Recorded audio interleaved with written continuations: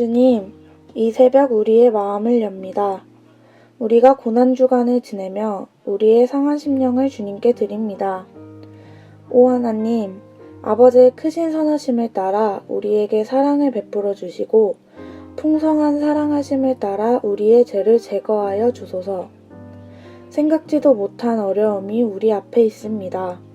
두려움과 불안, 걱정과 염려 속에서 우리를 구원하여 주소서.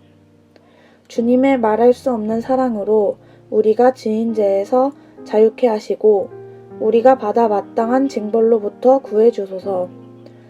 모든 어둠의 행실에서 구하시고 영과 육의 모든 더러움을 씻기소서.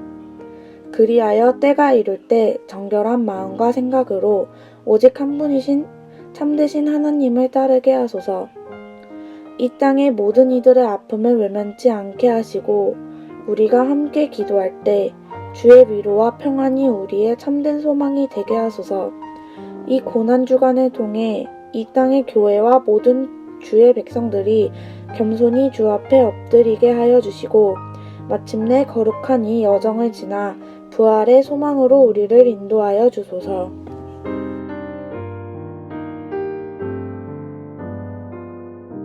마가복음 14장 32절에서 42절 말씀. 그들이 겟세마네라 하는 곳에 이르매 예수께서 제자들에게 이르시되 내가 기도할 동안에 너희는 여기 앉아있으라 하시고 베드로와 야고보와 요한을 데리고 가실새 심히 놀라시며 슬퍼하사 말씀하시되 내 마음이 심히 고민하여 죽게 되었으니 너희는 여기 머물러 깨어 있으라 하시고 조금 나아가사 땅에 엎드려 될 수 있는 대로 이때가 자기에게서 지나가기를 구하여 이르시되 아빠 아버지여 아버지께는 모든 것이 가능하오니 이 잔을 내게서 옮기시옵소서.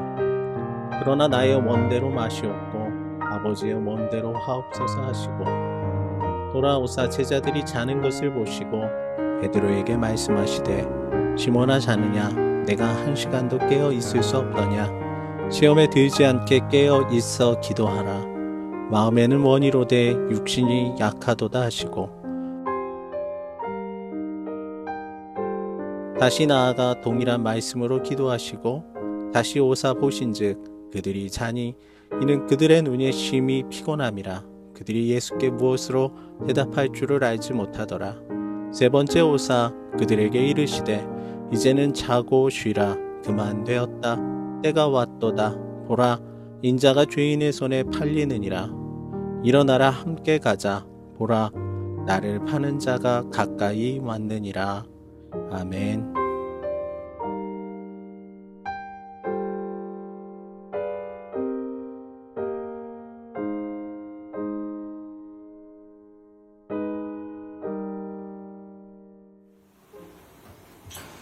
오늘도 고난주간 새벽 예배에 함께 하신 모든 성도님들의 가정과 모든 사업과 우리 모든 삶의 영역 가운데 주님과 함께 죽고 주님과 함께 부활의 삶이 함께 동참되어지는 생명의 삶이 되시기를 주님의 이름으로 축복하겠습니다. 오늘은 겟세마네 동산에 기도하는 말씀을 가지고 여러분과 함께 말씀과 은혜를 나누기 원합니다. 고난의 삶에 하나님께서 동행하시고 함께하시고 축복의 삶이 함께하기를 소망하겠습니다. 오늘 본문의 말씀은 예수님께서 이제 겟세마네 동산에서 기도하시는 그 모습을 우리에게 말씀해 주고 있습니다. 예수님에 대해서 적대심을 품었던 군중들 또 그들을 통해 예수님은 다가올 시간 그것이 얼마나 어려운 일이고 고통인지를 이미 알고 계셨습니다. 이제 고난의 십자가를 지셔야 할 그 시간이 다가오고 있었을 때에 예수님께서 하셨던 마음은 바로 기도의 시간이 필요하다는 것을 아셨고 감람산에 위치하고 있는 겟세마네 동산을 향하여 제자들과 함께 발걸음을 옮기셨습니다. 우리는 오늘 말씀을 통해서 고난 가운데 있을 때에 우리는 어떻게 기도해야 될까? 또 어떠한 기도를 하나님 앞에 드려야 될까? 오늘 고난 속에 살고 있는 우리들의 삶이 예수님의 기도가 본이 되기를 소망하며 오늘 말씀에 큰 은혜가 있기를 축복하겠습니다. 예수님은 제자들에게 이렇게 말씀하십니다. 내가 기도할 동안 너희는 여기 앉아 있으라. 그렇게 말씀하시고 야고보와 요한과 베드로를 데리고 산으로 기도하러 가십니다. 이 기도하러 가자는 예수님의 말씀을 제자들은 좀 이상하게 들었을 것입니다. 이상한 분위기를 감지했을 것입니다. 왜냐하면 예수님께서 32절, 33절 말씀을 보니까 염려하시고 또 슬퍼하는 모습을 보여주셨기 때문입니다. 예수님께서 염려하고 슬퍼하셨다? 좀 이해가 되지 않는 말씀이기도 합니다. 그러나 예수님께서는 이제 자신이 어떠한 고통을 견뎌야 되는지 또 그 시험을 당해야 되는지 분명히 아셨습니다. 그 시험이 십자가였는데 예수님이 하나님의 아들이시지만 분명한 것은 십자가를 지시는 그 문제는 쉽고 당연한 문제는 아니었다는 것입니다. 예수님에게 십자가라는 것은 우리가 당하는 고통과 마찬가지로 참혹한 고난, 정신적인 고통이 그의 삶을 짓누르고 있었다는 것입니다. 그래서 예수님은 기도 중에 제자들을 찾아가셔서 내 마음이 심히 곤고하다. 내 마음이 심히 고민하게 되었다라고 이렇게까지 말씀하고 계십니다. 심지어 예수님은 하나님의 아들이심에도 불구하고 하나님께 이러한 기도를 합니다. 아버지, 이 잔을 내게 옮겨주시옵소서. 십자가의 고통이 너무 극심하다는 것을 하나님께 마음을 다하는 기도를 통해서 드러내셨다는 것입니다. 우리에게도 피하고 싶은 고통이 있습니다. 견디기 힘든 아픔도 있을 것입니다. 그때 우리에게 필요한 것은 내 마음의 상태를 그대로 보여주는 하나님께 정직한 기도를 할 수 있는 그 기도가 우리에게 필요하다는 것입니다. 우리는 두려움과 아픔과 낙심 또 모든 연약함 이 모든 것을 하나님과 나눠야 되는 필요성이 우리에게 있다는 것입니다. 이 기도가 바로 하나님께 내가 얼마나 연약한 존재인지를 드러낼 수 있는 기도라는 것입니다. 내가 연약해야지만 하나님은 우리의 삶에 개입하시고 우리의 삶을 만져주신다는 것을 잊지 마시길 바랍니다. 절대 강하게 보이기 위해서 애쓰지 마십시오. 성경의 많은 위인들을 보면 그들이 강할 때 주님을 만난 것이 아니었습니다. 약하고 연약할 때에 하나님은 그들을 만나주셨고 그들이 꿈꾸지도 못했던 귀한 삶으로 그들이 인도함을 받았다는 것입니다.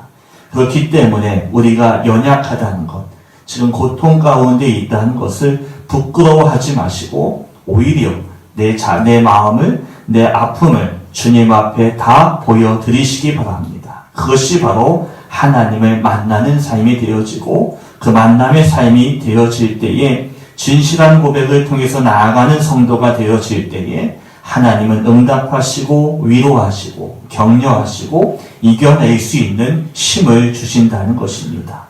오늘 이 기도의 승리자가 되시길 주님의 이름으로 축원하겠습니다. 십자가를 바라보신 예수님, 정신적이고 육체적인 고통 가운데 있었습니다. 그래서 예수님은 하나님 앞에 이렇게 기도합니다. 하나님, 십자가의 잔을 옮겨 주시옵소서. 그런데 하나님은 이 예수님의 요청에 아무 응답도 하지 아니하십니다.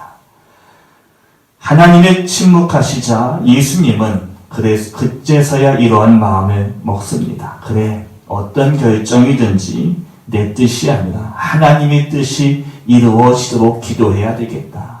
그래서 예수님은 기도합니다. 아버지여, 이 잔을 내게서 옮기시옵소서. 그러나 나의 원대로 마옵시고 아버지의 뜻대로 하옵소서. 이것이 바로 고통 가운데 우리가 본받아야 될 예수님의 기도의 모습인 것입니다. 하나님은 우리가 기도할 때에 침묵하실 때가 있습니다. 그것 때문에 우리는 낙심도 합니다.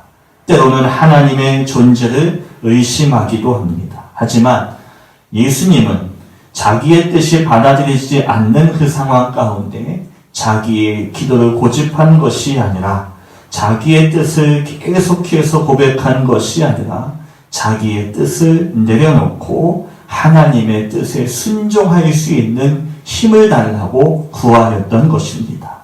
사랑하는 성도 여러분, 우리는 많은 어려움과 또 우리가 원하는 것에만 관심을 가지고 기도합니다. 그러나 소원이 이루어지지 않는 것이 기도의 응답이 전부가 아니라는 것입니다. 소원이 이루어졌다고 해서 우리가 다 응답을 받았다고 할 수도 없는 것입니다. 예컨대 어떤 병자가 병에 걸려 죽게 생겼습니다. 그런데 기도해서 예수님이 치유해 주셨다고 칩시다. 그런데 그 건강한 몸을 가지고 하나님을 찬양하기보단 더 죄를 짓고 더 세상 유혹에 빠져 산다면 자기가 기도하며 소원을 이루었던 그 기도가 무슨 의미가 있겠습니까? 우리는 당장의 환경이 바뀌어지길 기도하기보다는 예수님을 닮아가는 삶이 되기를 축복하겠습니다.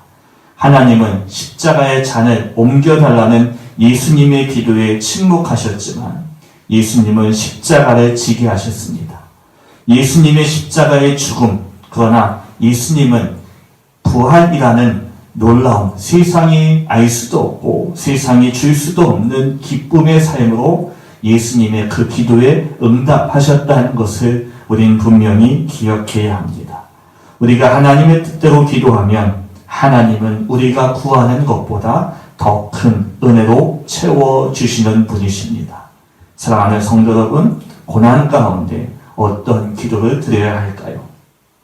하나님께 마음을 다 보여드리고 하나님께 내 고통의 삶을 다 고백하는 그런 기도가 먼저 드려지고 또한 그 기도가 하나님이 가장 기뻐하시는 기도라는 것을 기억하셔서 나같이 나약하고 부족하고 힘없는 삶을 통해 하나님의 뜻이 이루어감을 기뻐하며 승리로 나아갈 수 있는 우리 모든 믿음의 성도들의 삶이 되기를 축복하겠습니다. 우리는 다 부활의 삶이 준비되어 있다는 것을 기억하시기 바랍니다. 부활은 전제 조건이 있죠. 부활이라는 것은 죽지 않으면 절대 일어날 수 없는 사건입니다.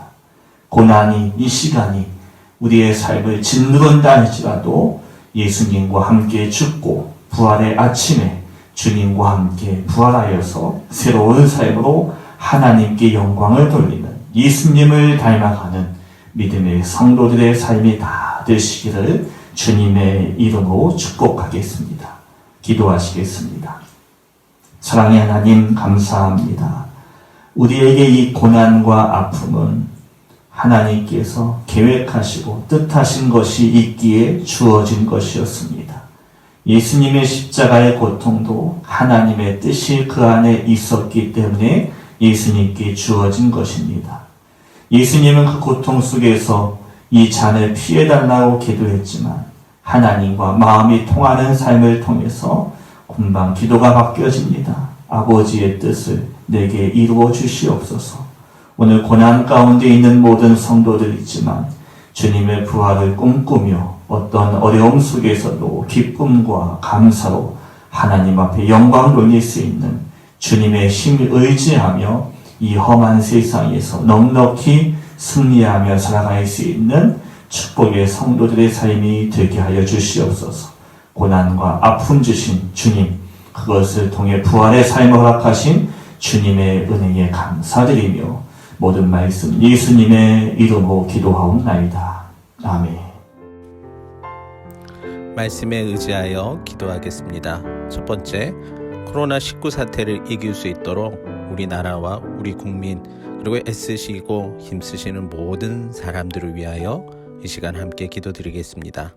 두 번째, 오늘 이 땅의 교회와 또한 우리가 섬기는 교회들과 또한 귀하신 우리 목회자들 또한 우리의 귀한 성도들을 기억하며 이 시간 함께 기도합니다. 세 번째, 주님께서 우리에게 은혜로 주신 가정, 우리 가정 가운데 주님 건강 허락하여 주시고 이 어려운 때에도 더욱 주님 앞에 감사할 수 있는 귀한 가정 될 수 있도록 기도하겠습니다. 네 번째, 이제 우리는 고난 주간 가운데 있습니다.